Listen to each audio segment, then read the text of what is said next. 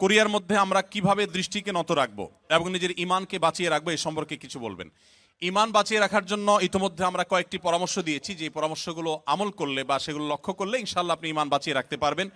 সেই সাথে আমি একটু প্লাস করি, প্রতিকূল পরিবেশে নজর হেফাজত করা খুব কঠিন। আপনারা জানেন এখানে মেয়েরা চলাফেরার ক্ষেত্রে ইসলামী লাইফস্টাইল তারা মেনটেন করে না, খুব স্বাভাবিকভাবে সঙ্গত কারণেই আমাদের জন্য এই পরিবেশে চোখের হেফাজত করা কঠিন হয়। মনে রাখবেন নবী করিম সাল্লাল্লাহু আলাইহি সাল্লাম বলেছেন জেনাল আইনি আন নজর। আমাদের অনেক মুসলিম ভাইরা আছেন এখানে যারা হয়তো জানেনও না যে নবী সাল্লাল্লাহু আলাইহি সাল্লাম বলেছেন মানুষ কিন্তু চোখ দিয়েও জেনা করে, আর চোখের জেনা হলো চোখ দিয়ে সে এমন কিছু দেখলো যেটা দেখা তার জন্য অ্যালাউড না, পারমিটেড না। একজন নারী তিনি যদি বেপর্দা থাকেন, তিনি যদি অশ্লীল বা খোলামেলা পোশাকে চলাফেরা করেন, আপনি আপনার দৃষ্টিকে সংযত রাখবেন।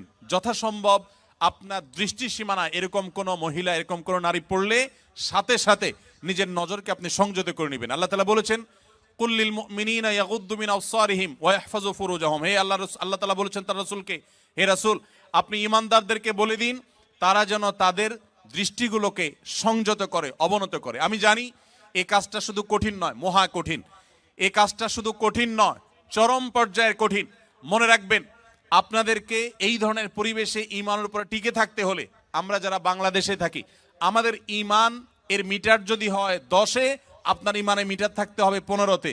কারণ আপনার এই প্রতিকূল পরিবেশে টিকে থাকা, এটার জন্য আপনার ঈমানের এক্সট্রা পাওয়ারের প্রয়োজন আছে। সো আমি আপনাদেরকে বিনীতভাবে অনুরোধ করতে চাই যে চোখের হেফাজত করার জন্য আপনারা আপ্রাণ চেষ্টা করবেন। মনে রাখবেন চোখ দিয়া হারাম জিনিস যখন দেখেন হয়তো নগদ আনন্দ পান, কিন্তু স্থায়ীভাবে আপনার কষ্ট, বেদনা, ব্যথা, যন্ত্রণা এগুলো কিন্তু ঠিকই হয়। হয় কি হয় না বলেন?